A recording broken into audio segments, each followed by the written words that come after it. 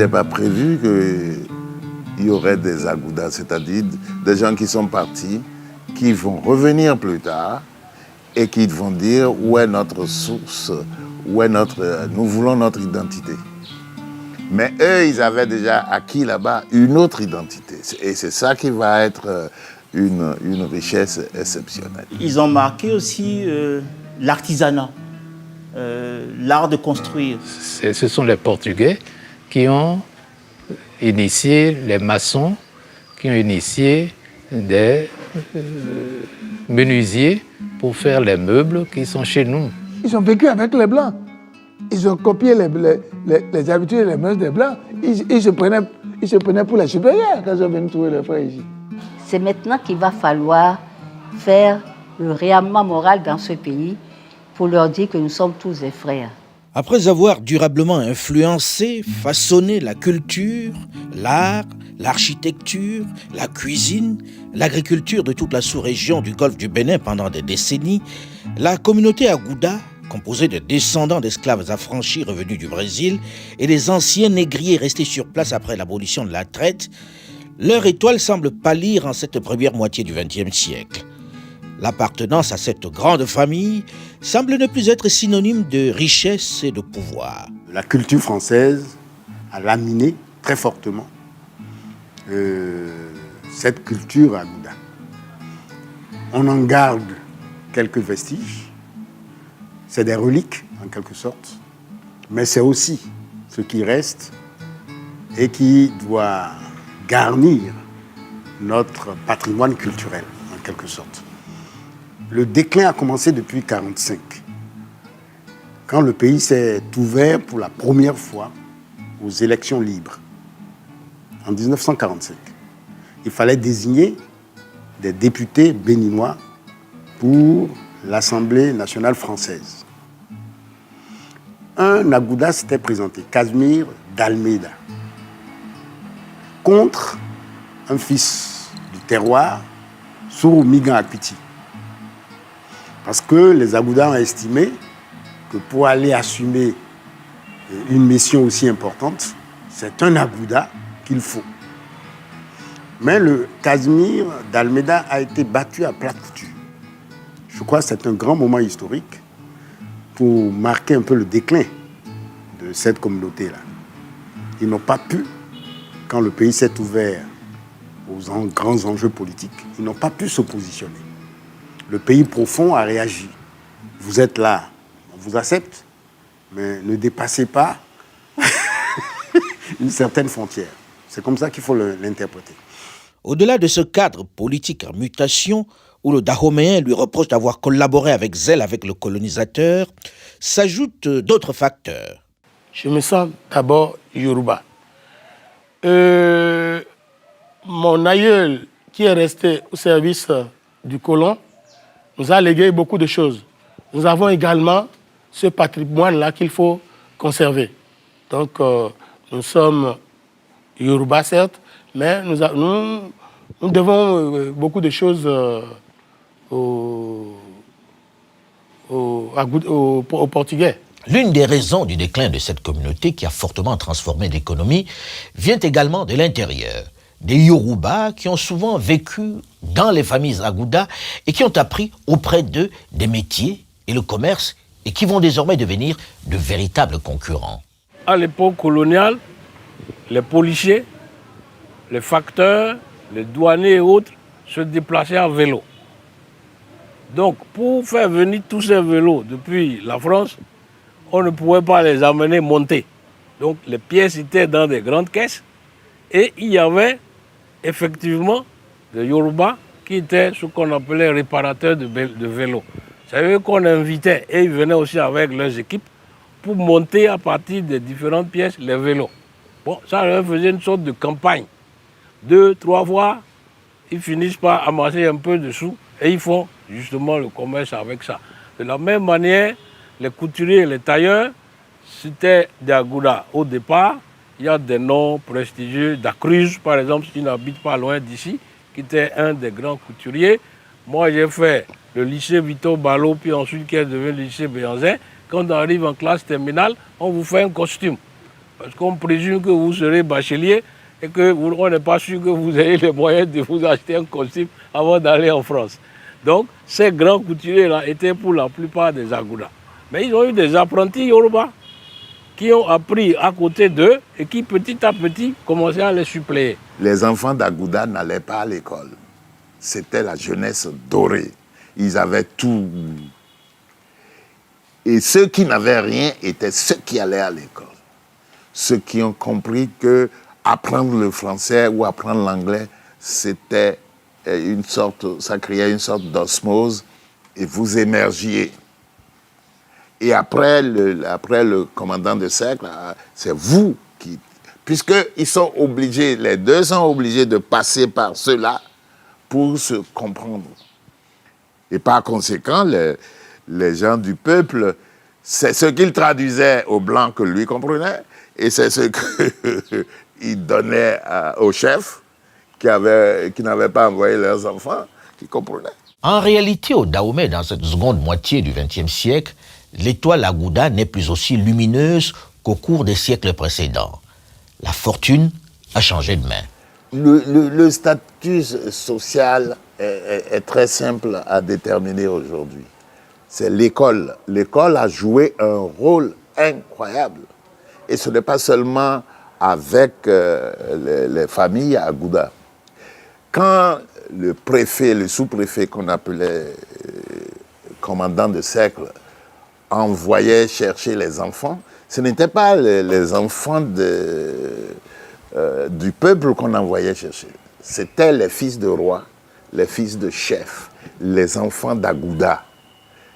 Le colonisateur voulait se saisir de toute l'engeance, de toute la descendance de l'élite. Le colonisateur ne voulait pas former des gens issus du peuple. Mais ces chefs-là n'envoyaient pas leurs propres enfants. Discrètement, on envoyait les enfants du peuple, les serviteurs, aller à l'école. Dans les zones musulmanes, on préférait envoyer les enfants qui étaient à l'école coranique et envoyer les enfants des serviteurs vers l'école occidentalisée. Le résultat, c'est qu'au bout d'un moment, ceux qui vont se saisir de l'éducation, de l'école et autres, c'est ceux pour qui l'école n'était pas destinée. Vous devez vous souvenir de Faidherbe au Sénégal, qui avait créé l'école, d'abord était appelée l'école des otages, et puis après c'est devenu l'école des chefs, des fils de chefs. Eh bien, ce n'est pas les fils de chefs que les grands marabouts ont envoyés. Et il y a eu une sorte de révolution qui s'est opérée et qui a fait que le moment venu, ceux pour qui l'école était destinée étaient devenus des auxiliaires. Beaucoup d'autochtones ont été à l'école et sont devenus instituteurs, agents de l'administration, médecins africains comme on les appelait, pontis au Sénégal, formaient aussi des cadres. Si bien que la petite suprématie qui positionnait favorablement cette communauté a fini aussi par s'effriter. Donc on est rentré dans les rangs, en quelque sorte. On dit qu'on est béninois. D'abord et avant tout, nous nous réclamons de cette citoyenneté-là. On est béninois. Mais par nos noms, par un certain nombre de souvenirs, on se réclame, n'est-ce pas, d'une communauté particulière. Mais ce n'est plus quelque chose... Les murs se sont lézardés depuis longtemps. Ma mère est née d'Orego, et donc elle est d'Orego de Ouida. Et j'ai beaucoup de titia, ce sont les tantes, et de titi ou les oncles. J'en ai connu beaucoup qui sont dans les Déméduros et autres. Et moi, je suis né à Porte-Nouveau. Je me sens à Agouda. Je crois qu'à partir de ma génération, et la frontière, je la connais en ce qui me concerne, c'est quand on a voulu me donner pour épouse une des filles d'un ami à mon papa, une da Silva. J'ai dit non. Et pour bien marquer, n'est-ce pas, la rupture, je suis allé régler mon problème au Sénégal. Je me sens métis à Gouda, si vous voulez. Je me sens d'abord Yoruba et ensuite à Gouda. Donc mes parents paternels sont Yoruba venus d'Oyo et mes parents maternels, bon, eux aussi déjà, ils constituent un peu des métis. Ma grand-mère, c'est elle qu'on peut considérer comme vraiment celle qui représente la génération des Agouda. Parce qu'elle est née au Brésil et baptisée sous le prénom Valentina. Mais quand ils sont revenus, elle et son papa, au Dahomey, le papa s'est converti à l'islam et elle aussi est devenue Fatima. Mon ancêtre a pris des autochtones d'ici. Et plusieurs. C'était tout un troupeau, c'était toute une armée qu'il a fondée. Mais malheureusement, il n'y a eu que 2 enfants qui ont survécu de tout ce troupeau-là. Il y a eu Marcelino et Cosme. Et l'amour étant sans frontières, moi je ne pense pas que personne pourra s'opposer à l'union de ceux qui, étant béninois, qui sont restés, et pas la force des choses à l'étranger, revenant chez eux, ne peuvent pas épouser leurs sœurs laissées sur le terrain. Moi, je n'y crois pas encore, à moins qu'on m'apporte le contraire. L'actuel roi, déjà Yagori Ago, son épouse, c'est une Agouda. Son épouse, sa première épouse officielle, avec qui il s'est marié à l'église et à l'état civil, c'est une Agouda. Ben moi, ma mère, son nom de famille, c'est Dakoncessao. Et elle en était fière d'être Dakoncessao. Et nous, moi, mon père, quand mon père se fâchait, il disait quoi Dakoncessao? Ça veut dire quoi? Tu ferais mieux d'être appelé Da Agonsa. Il aimait africaniser le nom. S'il se moque, s'il ironise sur ce patronyme hérité du passé, c'est aussi et surtout parce que la communauté Agouda a perdu de son prestige. Et le revers de fortune qu'elle connaît va avoir des conséquences considérables sur l'important patrimoine architectural qu'elle a érigé un peu partout dans la région. Le patrimoine bâti est vraiment en péril. C'est triste. Le quartier Brésil aurait été un quartier dans lequel la ville et le Bénin auraient gagné à amener des gens qui viendraient pour faire qui sont intéressés par l'histoire. Mais il n'en est pas resté grand-chose. Seules quelques-unes vont résister au temps. Celles dont les propriétaires n'ont pas connu la faillite. Comme la résidence des Patterson ou encore celle de Karim Urbain da Silva à Porto Novo, qui est devenue un musée où se raconte l'histoire du Bénin, mais également de l'Afrique entière. Une maison entretenue dans l'état où elle était du temps de la splendeur de la communauté Agouda, avec ses meubles, avec ses masques, avec les chambres et les lits laissés en l'état, avec aussi les vestiges, les éléments d'apparat d'une certaine époque. Un lieu qui aura servi à de nombreuses et prestigieuses rencontres du fait de la notoriété de son propriétaire, qui aura traversé à son tour tous les grands bouleversements du Dahomey et du Bénin. Ensuite, Karim Urbain da Silva reste l'une des principales figures de cette communauté Agouda.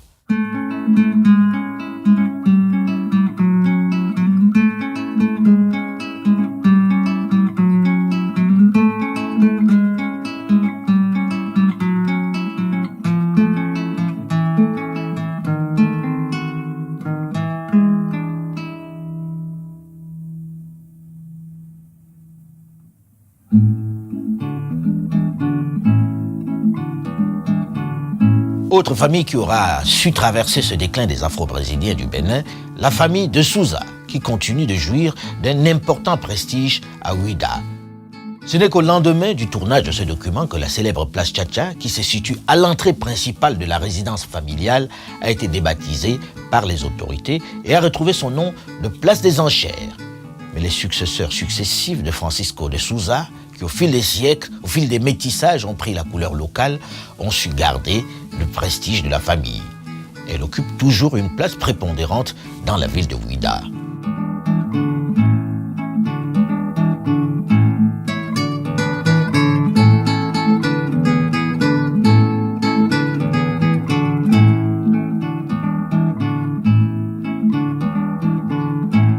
Ces vestiges ne cachent pas le mal qui ronge cette architecture afro-brésilienne. Ces maisons demandent un réel entretien. C'est des maisons qui, encore une fois, à cause de l'indivision, ont été mal entretenues. Comme il n'y a pas une politique patrimoniale pour préserver cela, on a perdu beaucoup.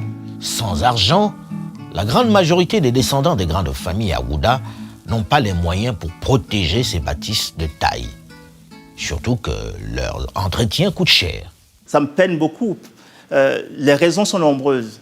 D'abord, ces raisons participent du mode de construction. C'est des maisons qui ont été construites en terre et souvent en briques cuites, avec des mortiers de ciment. C'était nouveau à l'époque dans cette partie du monde, c'était nouveau. Mais il y avait beaucoup de boiseries et les planchers parfois étaient faits aussi avec des bois comme le rognier qui étaient durables mais qui avaient besoin d'un certain entretien. Mais quand les xylophages ont prospéré, surtout parce que les maisons étaient abandonnées, c'était devenu vermoulu par endroits et parfois les planchers, les plafonds ont cédé. Et l'ensemble des menuiseries extérieures aussi ne fonctionnait plus. Les maisons étaient malheureusement en indivision, donc personne ne voulait faire la dépense. Et il y a aussi l'effet de mode qui est passé. Ce n'était plus vraiment ce qui exprimait, je sais pas, la réussite sociale. Avant c'était le cas, mais cela a changé vers le milieu du XXe siècle. Profitant du manque de moyens de certaines familles, quelques hommes d'affaires importants, plus fortunés, ont choisi de s'acheter quelques-unes de ces bâtisses chargées d'histoire. Quelques-uns vont les vendre à ceux qui hier les admiraient. À Porte-Nouveau, on trouve les nouvelles fortunes de la fin du 19e, début 20e siècle qui ont acheté ces maisons-là, parce que ça faisait bien d'habiter dans ces maisons-là. Il y a le haut du panier qui s'en sort, mais il y a aussi le bas du panier qui se paupérise énormément. Et vu la dilution qu'il y a de ces familles dans la population béninoise actuellement, dans les familles, je dirais dans l'indigénat, il y a très peu de gens qui veulent reprendre la suite, soit pour réhabiliter ou bien pour conserver. Il ne faut pas oublier une chose, c'est que dans cette mentalité, moi je le vis tous les jours, parce qu'on est à Porto-Novo. Depuis 2003, il y a sur un programme de 10 maisons qui devait faire un programme pilote qui devait servir à la vitrine de ce qu'on appelle la réhabilitation du tissu afro-brésilien, on n'en est qu'à 2. Vous voyez, pourtant il y a 10 maisons qui ont été taguées. Dans le cas de la famille Hassan Bourema, son père qui est venu du Nigeria et qui a travaillé aux côtés des Agoudas a bâti sa propre maison de style afro-brésilien. Il insiste sur le fait qu'il ne l'a pas achetée. Ce n'est pas acheté. Il a construit. Dans le quartier, c'est la première maison qui fut construite et que tout le monde vienne voir ça. On demande, le plan là, où tu as trouvé ce plan? Il dit non, ne me demande pas, parce que j'ai beaucoup voyagé. Mais l'immense majorité de ces bâtiments qui ont fait la fierté de toute la sous-région où ont vécu les Afro-Brésiliens sont en très mauvais état. Par exemple, les boiseries. C'est fragile, ça coûte cher à entretenir. Donc très vite, les héritiers, ceux qui ont eu envie et qui n'avaient pas les moyens d'entretenir ces boiseries-là, les ont remplacées par ces choses. Parfois, on voit on a enlevé les lames fixes en bois, on les a remplacées par ce qu'on appelle communément des nacos. Ça a dénaturé. Ça a transformé de belles maisons en de vrais bruits visuels dans l'architecture de la ville, et c'est vraiment dommage. Si tous sont unanimes pour reconnaître l'originalité de cette architecture afro-brésilienne, si elle constitue l'une des richesses du Bénin, elle semble très peu bénéficié d'un véritable projet de réhabilitation des autorités.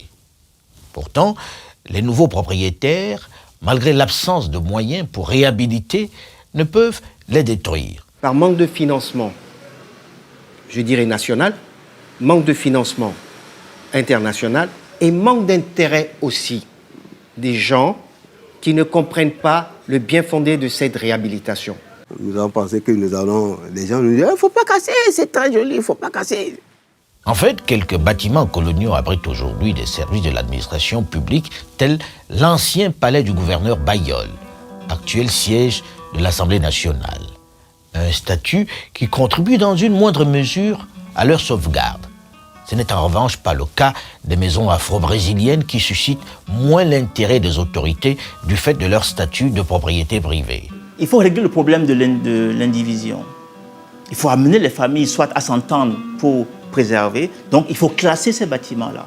Il faut dire ça a un intérêt patrimonial qui va au-delà de la famille, qui est un intérêt patrimonial pour la ville, même pour la nation. Et on apporte les éléments d'incitation pour entretenir, parce qu'on sait que cela peut représenter un intérêt culturel pour la ville, un intérêt touristique pour la ville. Si vous voulez, c'est un paradoxe. Parce qu'il y a des familles qui sont à vouloir céder. Mais comme on dit, ce n'est pas la peine de céder un bien qui appartient à une famille qui a quand même une histoire. Par là où nous cherchons à travailler, c'est de faire un bail à reconstruction ou à réhabilitation. La Gouda, c'est tout d'abord la rencontre. La rencontre qu'on a toujours appelée la rencontre des deux mondes, mais moi, que je définis comme la rencontre de trois mondes. C'est-à-dire les bateaux venant de Nantes, s'arrêtant ici, prenant les esclaves et continuant sur l'Amérique. C'est d'abord ce triangle-là. Et une fois qu'on l'a défini comme triangle, on se pose maintenant la question de ceux qui sont partis. Qu'est-ce qu'ils sont devenus? La majorité, sinon une bonne partie de cette masse, ne pouvant plus rester ici, s'était retournée d'eux-mêmes. Peut-être pas la majorité au regard des documents administratifs brésiliens de l'époque et de ceux de la marine, mais un nombre considérable est retourné dès le 19e siècle au Brésil. L'immense majorité est restée sur le continent, dans cette région du golfe du Bénin. Nous vivons en parfaite harmonie. Ceux qui ont perdu le nom, d'abord au Nigeria, ils ont lutté pour ça, comme ça. Et Adema aussi a fait un peu au Togo ici. Ceux qui ne portent plus le nom, dans leur façon de faire, on découvre qu'il y a une petite différence. Qu'est-ce qui reste de palpable? Il y a tout un patrimoine d'abord, un patrimoine bâti qui est là et que nous ne prenons pas assez de temps pour maintenir, pour entretenir. Il y a des liens très forts au niveau culturel entre les intellectuels brésiliens et nous. Mon pays a commis ce que j'appelle une erreur. Dans les lycées et collèges, l'anglais est la deuxième langue, mais très souvent, c'est l'espagnol la troisième langue. Nous devrions prendre plutôt le portugais comme troisième langue. Apprendre le portugais, maîtriser cela. C'est le Nigeria, au contraire, qui fait ça maintenant. On ne peut pas distinguer qui est Agouda, venu du Brésil, et ceux qui sont venus. On se complète. On est des amis, on est des alliés. C'est tout un mélange. Et on ne peut plus faire de différence au point d'offusquer, de frustrer certains. Comme vous l'avez dit, il y en a qui sont revenus du Brésil, qui sont partis d'ici. Ils sont revenus du Brésil, ils sont revenus chez eux, c'est normal. Il y en a qui sont donc directement venus du Portugal, du Brésil pour venir ici. Et d'autres avec la culture agouda, ont pris des noms à résonance agouda. Tous ceux-là font partie des agoudas. Au fil des décennies, le melting pot, le métissage, s'est accentué. Les mariages se sont multipliés, mais les patronymes ont survécu et sont étendus sur l'ensemble de la région. Oui, il est difficile de reconnaître par la couleur de la peau un agouda. Je suis restée dahoméenne, à part entière, sans aucun complexe. Cette histoire ne me dit plus rien, d'autant plus que je n'en suis pas l'auteur. Je porte fièrement le nom Gomez parce que c'est de ça que je vis. Et je voudrais qu'il soit justement bien porté par moi-même et par mes enfants et le reste, pour que ce ne soit plus le passé qui compte, mais le présent et l'avenir. Il n'est pas impossible de voir quand quelqu'un d'Abomey, non, de Ouida par exemple, veut se marier avec quelqu'un dans une région où on allait faire ces razzias là. Les gens s'interrogent et disent, vous êtes sûr que si c'est le mari qui vient de Ouida par exemple et veut se marier sur le plateau de Adja ou dans la vallée, on va lui dire, mais vous êtes sûr que vos parents vont être d'accord? Bon, les jeunes, eux, ils ne regardent plus ce genre de choses, ils n'y pensent même plus. Mais vous êtes sûr que ça va se passer? Vous êtes sûr que ça va être accepté? Ce genre de questions émergent encore. Et pendant les élections, puisque moi j'ai eu l'avantage de faire campagne pour les élections présidentielles, une fois je me suis rendu compte que dans certains secteurs, les gens veulent vraiment savoir d'où vous êtes pour savoir si on peut vous faire confiance. Un agouda qui veut, qui souhaiterait occuper une fonction dans le royaume de Dahomey, on ne peut pas lui confier une fonction clé. On le prend toujours comme un ami. Pendant longtemps, il n'y a pas eu de devoir de mémoire. On n'en a pas parlé, c'était un sujet tabou. Ensuite, quand on a voulu en parler, c'était à travers la mémoire. Légitime. Mais je pense qu'on n'a pas assez fait ce travail qui consiste à dire, regardons, et que nous écrivions l'histoire, non pas en voulant justifier quoi que ce soit, mais en mettant les faits. Et en montrant comment est-ce que cela éventuellement influence les comportements d'aujourd'hui. C'est très probablement ce qui a suscité le festival Gospel et Racines, organisé il y a quelques années par le Béninois Simon Adoveland, avec le soutien très actif du président béninois Mathieu Kérékou.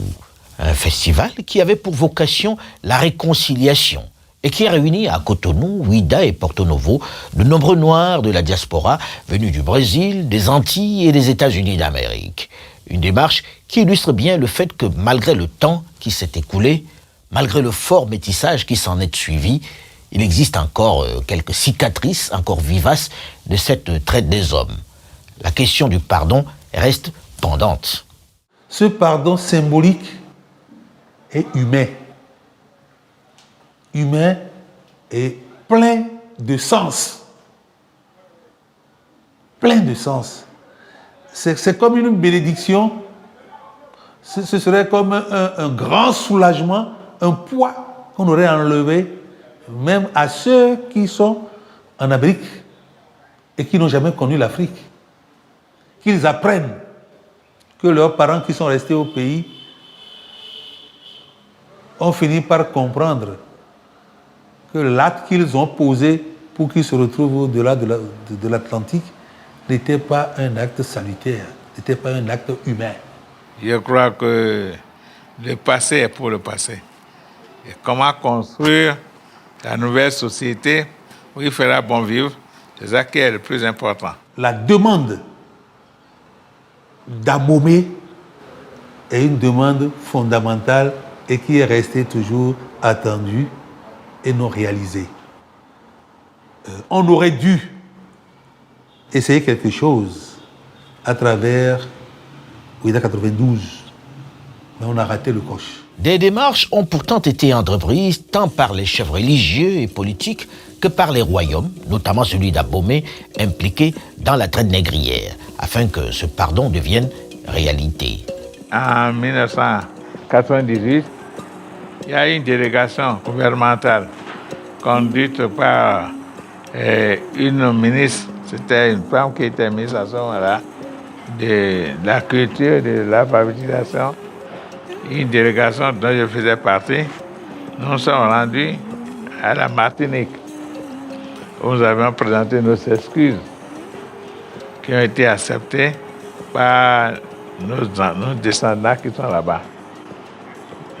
Qu'ils sachent que leur terre natale, c'est à Abomey, à Ouida, à Parakou, à Kandi ou ailleurs, qui sont des Africains. Il ne faut pas oublier qu'ils sont des Africains. Mais ils ont accepté notre pardon, si bien qu'un mois, tout juste un mois après, il y a eu plus de 180 personnes qui sont descendues ici, qui ont séjourné dans la cour ici de 7h30, 8h jusqu'à 18h. Les mets que nous consommons ici, ils ont consommé comme s'ils en avaient l'habitude. Les Aboméens d'aujourd'hui ne sont pas les acteurs d'hier. Et les Agoudas d'aujourd'hui non plus n'étaient pas les victimes d'hier.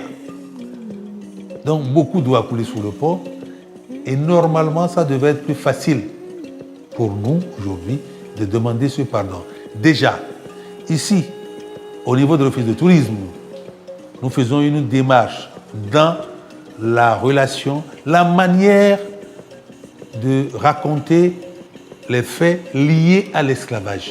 Nous avons des circuits qui sont consacrés à l'esclavage, ici, avec des emprunts, c'est-à-dire au niveau d'abord de ceux qui ont été les premières victimes ici avant qu'on ne les envoie, et ces Agoudas qui sont revenus.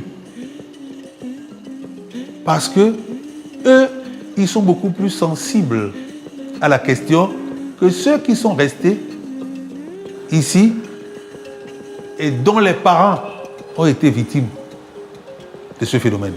Le fait de dire telle famille ou tel groupe de familles a eu tel rôle dans l'histoire, c'est une façon de montrer du doigt et de dire aux descendants, vous portez un nom qui, dans l'histoire, a été du bon ou du mauvais côté de l'histoire, au point de vue de la mémoire. Et c'est pour ça que moi, je voudrais qu'on sorte de cette démarche mémorielle pour rentrer dans l'histoire. S'il y a pardon, c'est que la collectivité, toute l'alliée de Sousa, doit se joindre aux Dahomeyens, aux Aboméens, pour demander pardon. Ce n'est pas les Aboméens seuls. Oublié, ignoré pendant plusieurs siècles, depuis quelques années, on assiste à un intérêt du Brésil pour cette histoire, pour cette communauté afro-brésilienne partie dans des circonstances difficiles au lendemain de l'abolition de l'esclavage. Les esclaves déportés, les révoltés, les prisonniers rejetés sur les côtes africaines, les retornados volontaires, mais également les Brésiliens de souche négriers installés dans la région. Au Brésil, il a un intérêt qui ne cesse pas d'agrandir sur la recherche de nos origines africaines. Ce qui était important, il y avait du rêve, nous sommes afro-brésiliens et autres, mais par le biais de la culture, par le biais de l'art, il y a quelque chose d'autre qui va se passer. Ceux qui sont restés là-bas considéraient également l'Afrique comme l'identité, la terre identitaire. Et ce qui est très important, c'est que le Brésil est l'un des rares pays où toute la population a été candobléisée, si vous me permettez ce néologisme. Quand on parle du candomblé au Brésil aujourd'hui, ce ne sont pas les nègres seuls qui font le vaudou et autres, c'est toute la population. Il y a eu un processus qui s'est mis en place et où les Brésiliens ont dit cela qu'ils ont ramené d'Afrique, c'est à nous aussi. Nous allons mettre nos seins. Et surtout, ce qui est merveilleux, c'est que quand les esclaves étaient arrivés, on leur a dit c'est terminé, vous devez être christianisés. Les esclaves ont dit oui. Mais sous chaque saint catholique, il y avait un vaudou d'Afrique. Ce qui fait que on a beau dire tout ce qu'on veut, je ne sais pas si ce sont les Noirs brésiliens qui ont fini par négrifier le Brésil, ou si c'est le Brésil qui a fini par s'ouvrir et dire nous allons danser, nous allons chanter. Mais de tous les pays, c'est là où il y a eu cette créolisation très forte. Ce regain d'intérêt pour leurs origines africaines s'est surtout manifesté avec le passage du président Lula à la tête du Brésil. Il semble prendre un caractère diplomatique de plus en plus fort. L'ambassade de contacts réguliers avec la communauté ici, on est en train d'essayer de développer ces contacts. On a l'Agence brésilienne de coopération et l'Institut du patrimoine historique et artistique national du Brésil, en collaboration avec le ministère de la Culture du Bénin, ont mené un projet pour faire un inventaire des biens culturels afro-brésiliens au Bénin.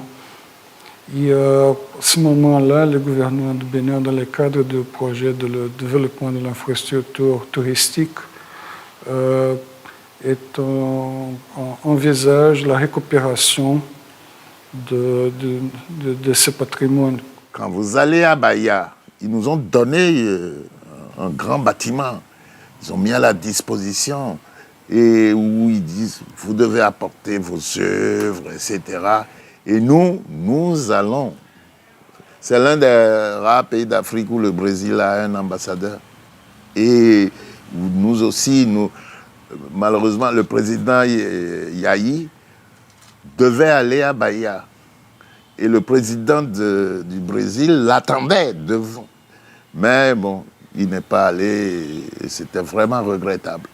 Cet intérêt pour leurs origines africaines s'applique également dans le domaine cultuel, avec un désir de pratiquer le culte vaudou à l'authentique, tel qu'il se fait au Bénin. Le chef suprême du vaudou, son éminence, le feu Dagbo, Kouno Agbessi, Kouna Ier, devait donc aller là-bas et il avait une certaine relation, une certaine coopération entre eux. Et quand on devait inaugurer la maison du Bénin au Brésil, où il était parti, n'eût été son influence, les administratifs qui avaient accompagné l'équipe ne pouvaient pas aller dans leur couvent, puisque c'est véritablement gardé. Si au Brésil, l'intérêt pour les cultes africains grandit, si certains essaient de retrouver leurs racines noires, au Bénin aussi, quelques familles, quelques figures dans la communauté agouda s'emploient également à conserver les rites et traditions afro-brésiliennes. Certaines pratiques venues de là-bas. Il y a eu un travail intéressant il y a quelques années appelé Lettres d'Afrique, que les familles de descendants de Brésiliens établis en Afrique, pas seulement au Bénin, mais aussi au Togo, au Ghana, au Cameroun, ont écrit des lettres à ces familiers au Brésil. Les célébrations, les carnavals ont certes perdu de leur superbe, mais certains rites afro-brésiliens, quelques pratiques ramenées de Bahia, sont entretenus et même enseignés souvent par des Béninois non agouda. C'est le cas du Kaleta. Et au Bénin, le législateur a mis dans le programme scolaire béninois pour les enfants qui sont au cours primaire, sur 6 classes, ils ont imposé dans l'éducation artistique, j'apprends à fabriquer mon Kaleta pour les élèves du CE2, du CM1 et du CM2. Donc c'est dit que au-delà du masque, au-delà du côté artistique, c'est des valeurs que le législateur veut transmettre à des enfants à cet âge pour qu'ils soient des citoyens pleins, des citoyens capables de travailler en association et non en individualisme. Malgré l'intérêt décroissant des Agoudas et des Béninois pour les fêtes, les festivals et les carnavals qui rythmaient la vie de l'aristocratie afro-brésilienne à la fin du 19e siècle et au début du 20e, ils sont encore quelques-uns à les entretenir tant bien que mal. Ce n'est plus la grande foule dans les rues, mais la fête survit au temps. Amaral fait partie de ceux-là. Il est l'organisateur du carnaval Bonfim. Amaral est certainement l'un des principaux gardiens de cette tradition afro-brésilienne. Passionné de son histoire, il s'est rendu souvent au Brésil à la recherche de sa famille. J'ai rencontré la grande famille Amaral au Brésil. Avant mon voyage, les Brésiliens venaient ici assister à la fête Bonfim ici. Et c'est comme ça qu'ils ont eu l'écho de la fête là au Brésil. Et il y a l'un de la famille Amaral, appelé Renata. Elle est venue du Brésil pour assister à la fête. Elle est venue en 2010. Elle est venue en 2014 pour assister à la fête. D'ailleurs, c'est elle qui a organisé mon second voyage au Brésil. Parce qu'il a entendu qu'il y a la famille Amaral au Bénin. Et lui, il est de la famille Amaral. Elle est au Brésil. C'était formidable. Elle a dit qu'elle a retrouvé enfin sa famille qui est partie en Afrique. Elle est blanche, elle est brésilienne. Mon second voyage au Brésil, j'ai fait des recherches. J'ai cherché mon origine même, la famille Amaral. J'ai rencontré la grande famille au Brésil, à Bahia et à São Paulo. Tout le monde veut être brésilien.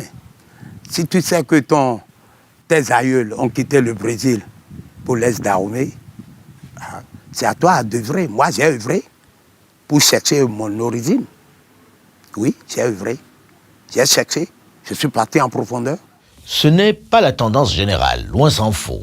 L'écrasante majorité des Agoudas se sent béninoise et n'entretient quasiment pas de rapport avec le Brésil. On n'avait plus de relation avec le Brésil, ni avec le Portugal. Mais comme vous le savez, tous ces Brésiliens venus sur la côte d'Afrique étaient tous polygames et ils avaient eu beaucoup d'enfants. Donc on vivait en communauté familiale. Alors nos relations s'arrêtaient à nos relations familiales, du côté de Souza et du côté de Medeiros. Et avec certains amis qui furent nos alliés. Finalement, je suis comme tous les autres Béninois. Et je suis, d'après ma généalogie, de la 5e génération. Et je ne peux plus me dire maintenant que je suis portugais ou brésilien ou je ne sais quoi. D'autant plus qu'il y a eu le melt pot. Il y a eu ce mélange entre métis et autochtone qui a donné peut-être une belle couronne que vous voyez. Je suis allé 2 fois au Brésil. Alors la première fois que je suis allé au Brésil, on était dans un grand hôtel. Alors le matin, pour le petit déjeuner, il y avait donc le continental européen et le brésilien. Actuellement, je suis allé du côté brésilien. Et ma grande surprise, c'était comme si c'était le petit déjeuner à Porto Novo. Avec de la bouillie, n'est-ce pas? La bouillie de tapioca, la bouillie de maoué à cuit, avec des morceaux d'igname bouillis, avec des œufs brouillés, enfin, vraiment, avec le dja. Alors, la friture. Ça vraiment... J'ai été très étonné. Et naturellement, la plupart des Brésiliens qui étaient dans l'hôtel, c'est vers là qu'ils se sont tournés. Une autre fois, on était à Fortaleza et nos amis qui nous ont reçus nous ont amenés dans un restaurant libre service. Alors, je vais naturellement à la table et je vois du gari, n'est-ce pas, brouillé, avec avec aussi du dja, etc. Alors, je demande à la dame, comment vous appelez ce gari brouillé, gari photo là? Elle dit farofa. je me mets à éclater de rire. Parce que c'est mon épouse qui avait l'habitude de préparer ça à la maison. Et c'est par elle que j'ai appris Farofa. Je dois œuvrer pour avoir ma nationalité. Ah oui, parce que mon grand-père, Amaral, Venancio Saluciano, il a quitté Bahia pour l'Est d'Ahomey. Là-bas, ils m'ont dit, toi, tu n'es pas béninois, tu es brésilien. Une fois que tu chantes déjà, tu fais tout avec nous, tu n'es pas béninois, tu es brésilien.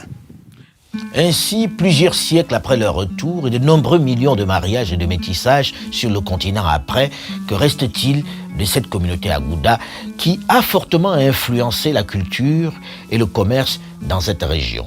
Ils ont eu une empreinte sur l'éducation, parce qu'ils ont été, quand la colonisation est arrivée, ils ont été les premiers intermédiaires. Mais peut-être avant ça, il y a aussi qu'ils ont été les premiers intermédiaires dans le commerce. Donc ils ont marqué la façon de faire des transactions. Il y a des vestiges qui sont toujours là, peut-être pas aussi vivaces qu'au moment où moi j'ai vécu tout ça, mais les noms sont toujours là. On ne gomme pas Carlos, on ne gomme pas Da Conceição, on ne gomme pas Da Silva. Les noms sont là, nous les portons. Ce sont nos patronymes, on ne les rejette pas non plus. La communauté Agouda s'est agrandie et continue à Porto Novo et à Ouida d'organiser certaines fêtes, quelques cérémonies héritées du Brésil. Mais au fil des décennies, elles se sont enrichies des particularismes locaux. Oui, il y a une association des Agouda qui ont fait un inventaire de familles Agouda avec une relation de tous les noms de familles qui sont les descendants de ces gens qui sont venus du Brésil. Cette relation des Agouda actuellement du Bénin avec le Brésil, c'est surtout une relation mythique. Le Brésil est un mythe ancestral. Cette relation que Milton Gourand décrit comme mythique avec le Brésil a également laissé des traces profondes dans la région de Bahia au Brésil. Situation assez singulière que celle de ces Agouda, issus de l'une des plus tragiques, longues et douloureuses histoires de l'humanité, la traite négrière. Un commerce odieux et inhumain qu'il faudra absolument raconter sans passion et sans parti pris. Les descendants des victimes se sont finalement retrouvés et mariés et constituent sur ce territoire du Bénin une communauté totalement intégrée dans leur environnement. L'illustration d'une réconciliation en douceur. Le moment est peut-être venu pour les historiens d'en faire un programme complet pour les générations à venir.